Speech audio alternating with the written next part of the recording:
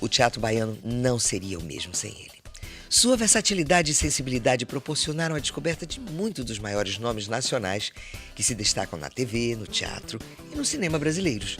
Fernando Guerreiro dirigiu espetáculos que permanecem ininterruptamente em cartaz há quase 3 décadas, com imenso sucesso, como A Bufetada, por exemplo. Outros que voltam aos palcos pelo apelo do público, como Vixe Maria, Deus e o Diabo na Bahia, Os Cafajestes, Calígula, Boca de Ouro. São mais de 30 espetáculos teatrais de vários autores, e seus, e de premiações como o Troféu Dodô e Osmar, o Prêmio Braskem, o Bahia Recall, eventos que escreveu e dirigiu. Wagner Moura, Vladimir Brista e Daniel Boaventura são alguns dos atores que foram lançados pelo mestre. Inquieto, hiperativo e incansável, está sempre em movimento e há mais de 10 anos comanda, ao lado de André Simões e João Gacunha, o Roda Baiana, programa diário de enorme audiência no rádio baiano que promove debates e entrevistas culturais muito divertidas. Para completar sua admirável trajetória, Fernando Guerreiro é o secretário de Cultura de Salvador desde 2012, presidindo a Fundação Gregório de Matos, com pulso e competência. Amado pelos seus colegas e pelo público, fez crescer e tornar saudável o órgão que representa a arte e a cultura de um município dotado de talentos. Melhor deixar para ele verbal, como é, a tarefa de defini-lo. No Nomes, o presidente da Fundação Gregório de Matos, o radialista, produtor e diretor teatral, Fernando Guerreiro. Hoje nós vamos conversar com o Fernando Guerreiro, que é diretor de teatro da maior importância, mas Fernando Guerreiro hoje vai fazer a sua introdução mostrando a revolução que ele mesmo fez na vida dele. Ele aceitou o convite para ser o presidente da Fundação Cultural Gregório de Matos, que é a fundação municipal. E que você me disse que não existia nada antes. Como é isso, Fernando? Olha, Luzia, na verdade, política cultural é sempre uma questão muito delicada e tem muito a ver com a vontade política do gestor. Seja ele o presidente, seja ele o governador, seja ele o prefeito. Então, a Fundação Gregório de Matos foi criada na gestão de Mário Kertz, né? E foi uma fundação revolucionária nessa época, com Gilberto Gil, com Ali Salomão, com Roberto Pinho. Ou seja, foi um grande boom.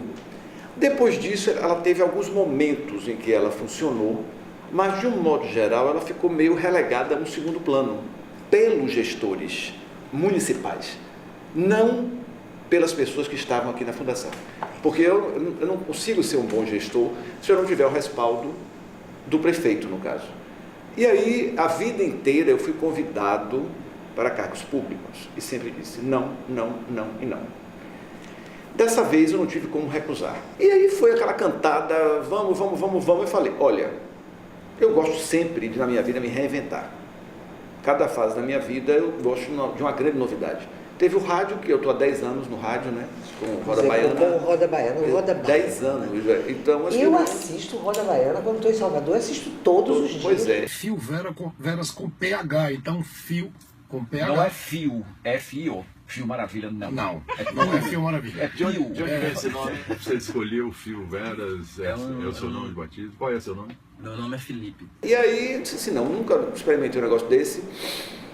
O prefeito me deu liberdade e falou, Fernando, eu vou deixar na sua mão, certo? E foi um trabalho que eu fiz, assim, que a gente está fazendo aí com muito carinho.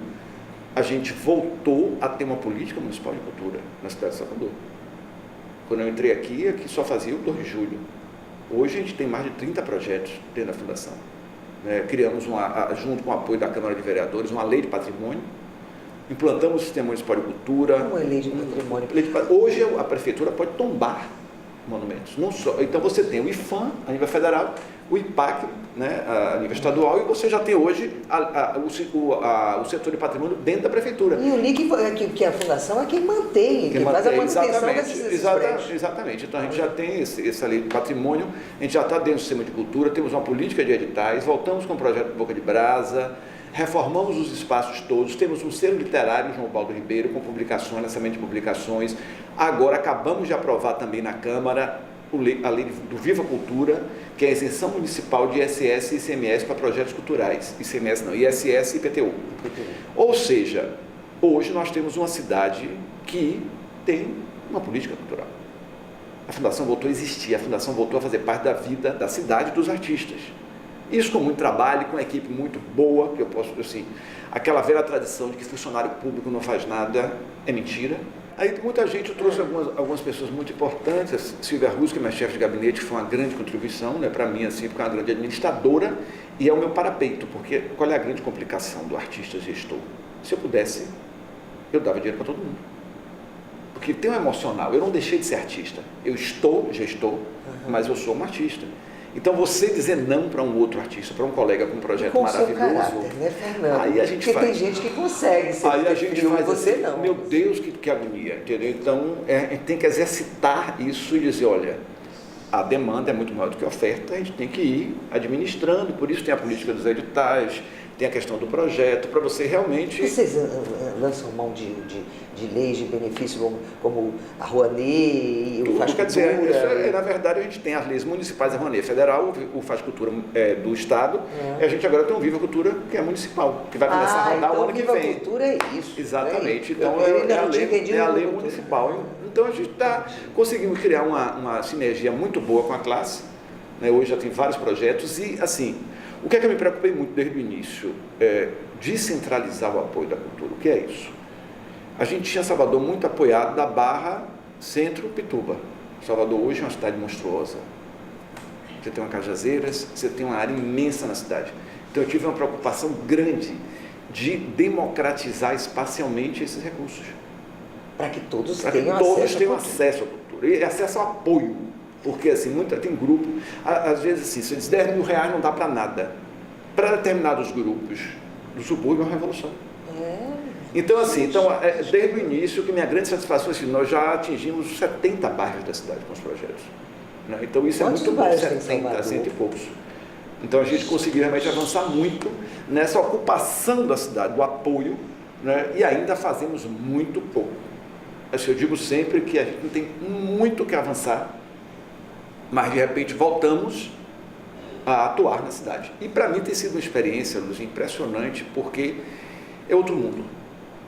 Eu passei a viver do lado de cá, eu vivia do lado de lá. Eu era o artista que pedia, que entregava o projeto, que queria ser selecionado. Agora eu estou do lado de cá, eu recebo o pedido, eu coordeno a comissão de seleção. Então foi muito bom para eu aprender muita coisa. Inclusive hoje eu tenho uma posição muito mais tolerante em relação aos gestores. Porque os gestores às vezes são muito acusados. Fulano não tem dinheiro, não tem dinheiro.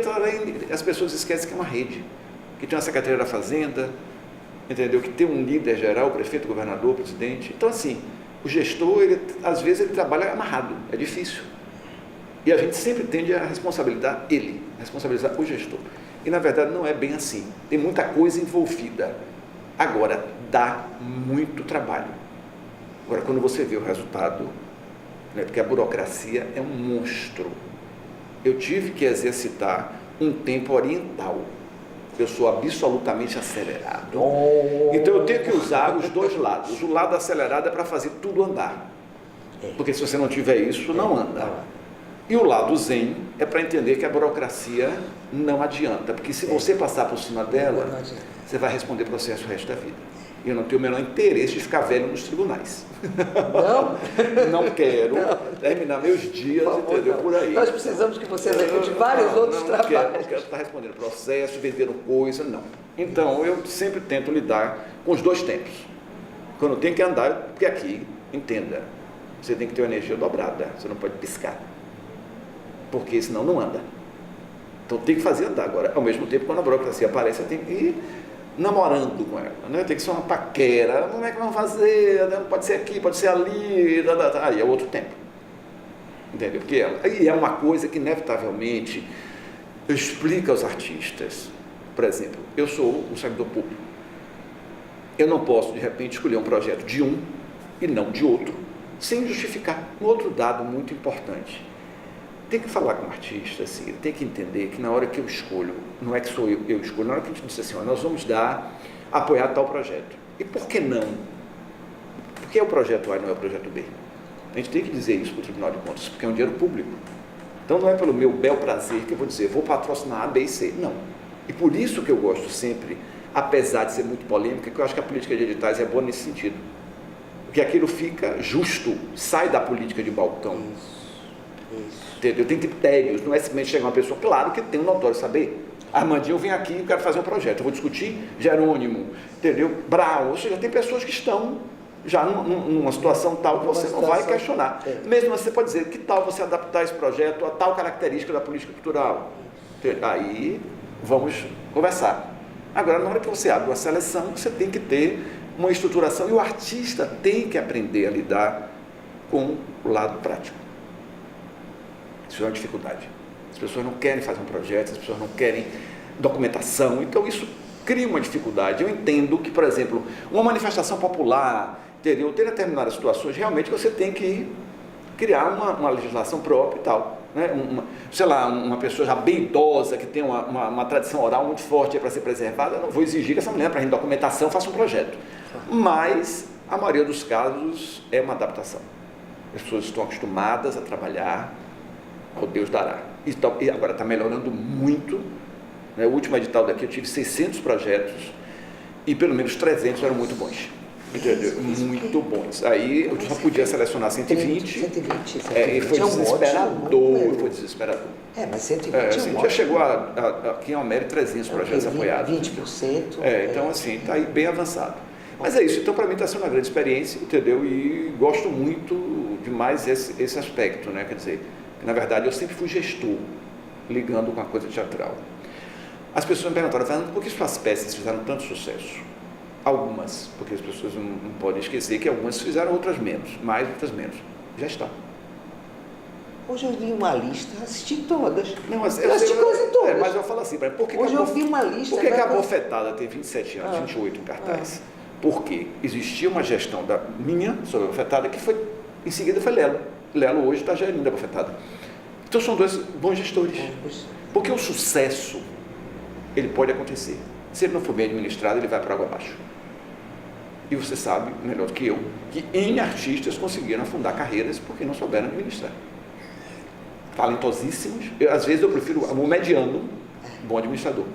Ele tem muito mais futuro. É verdade. Entendeu? Do que o gênio que não sabe fazer nada. É um desesperado, não consegue, entendeu? Mas é isso. Então eu acho que o gestor sempre existiu na minha vida teatral. Certo? E agora ele está se manifestando, obviamente, saudades do teatro. Tem, né? Já conversei com o prefeito de Paruanda, independente de eu estar aqui ou não, eu volto para o teatro também, já que agora o monstro está dominado. No primeiro período, assim, a gente teve que ter dedicação exclusiva porque a cidade estava naufragada. E eu também tinha que entender isso aqui. A cultura nem existia naquela época. As fundações tinham passado por 5 gestores. Teve uma gestão de Paulo Lima, foi muito boa, depois degringolou, né, nos últimos 8 anos. E aí trocava de gestor toda hora, bagunçou o negócio totalmente. Né? Então, precisava de um esforço muito grande, não só aqui, a cidade inteira. Todas as secretarias, se trabalhou muito. Hoje as pessoas estão pragmáticas. Elas querem saber do dia a dia do trabalho delas. O que é que está acontecendo na minha rua, o que é que está acontecendo no meu bairro, minha escola, minha creche, meu teatro. Ou seja, é o dia a dia.